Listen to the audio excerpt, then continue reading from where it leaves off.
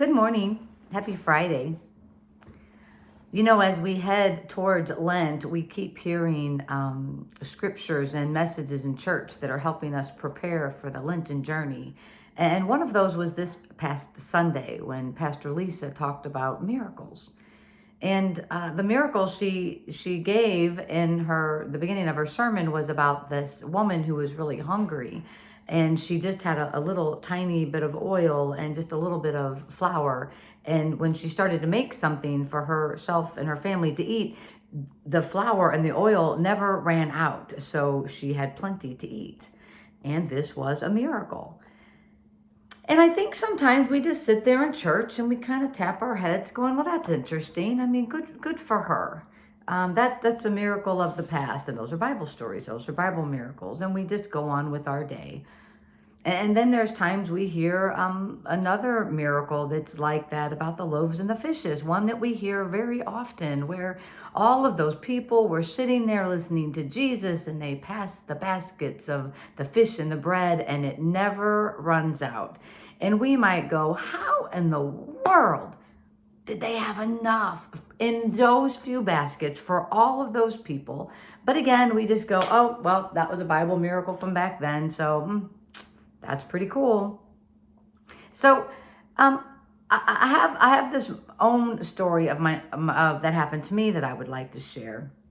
And it was back, I think it was either CYE or high school camp, but it doesn't matter. I was at Moval. And on the last day, we hand out an evaluation and we ask them all to fill it out. And it's kind of their ticket into the worship service that after breakfast. So I'm handing out the evaluations through the dining hall and I'm handing out the pens, and I start to quickly realize that I don't think I'm going to have enough pens for every high schooler and adult leader that's in the room. And I start to think, well, this is going to slow down my day because now I'm not going to have enough pens, and then the evaluations are going to take longer, and then I'm going to be late in the worship service that I'm about to lead, and how is this going to mess? All of this is playing through my head. And then I start to notice that maybe when I get closer, maybe just maybe I will have enough. Maybe because I'm not counting the heads versus the pens. And nope, sure enough, there's about 5 people left, and I realize that I'm so close to being out of these pens. And just as I'm handing out those last few pens and looking ahead at how many people I might have left, the first people that I handed the evaluations and the pens to are starting to return them to me. And I kid you not, as I'm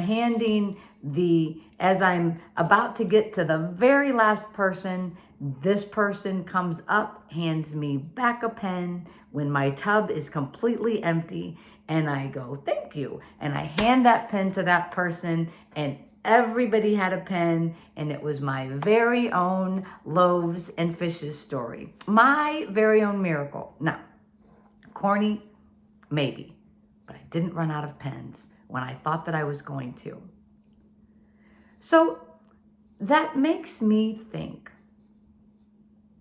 And lightning may come down and strike me for something like this, but hear me out. Maybe those weren't those miracles, those miracles. Maybe it was timing. Maybe they were circumstance. Maybe they were kindness of strangers that caused these things to never run out. Maybe when she wasn't looking, that woman, a neighbor, brought over more oil and flour. Maybe the people that were gathered there with Jesus, maybe other people donated bread into the basket, or they had extra fish. Maybe it was everybody contributing that caused them to never run out. So how do we look at, maybe we can pull these stories from the past where we allow them to be such miracles in a Bible and see where they happen in our own lives, like my ink pens at camp. So I look at the food pantries in St. Charles. Look at how St. John donates to those pantries, whether it be the Christmas one or the Oasis food drive or the back to school food drive in the summer. Maybe just as their shelves are getting empty, we show up with more food. Modern day miracle. Maybe the people in the homes that are about, their cupboards are almost bare, but then they realize that there's food at these pantries. They get the food replenished. Their cabinets are never completely bare. If you pay attention to our coat rack outside, sometimes you look and there might be 1 or 2 coats and you think, oh my gosh, we're about to have 0 coats on that rack. And then the next time we drive by, there's more coats there. Who put them there?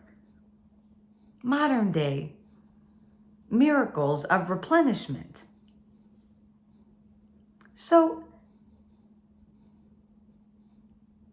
maybe, just maybe, the miracles happen within us every day in our own lives through the kindness and the generosity and the love of each other, taking care of our own community. I don't know. Something to think about today. So blessings on this Friday. And I am off on a women's retreat with the women of St. John and some other people in the St. Charles community. So please pray for us as we spend some time together in community and getting to know one another again. So I hope to see you soon. God bless you. Bye.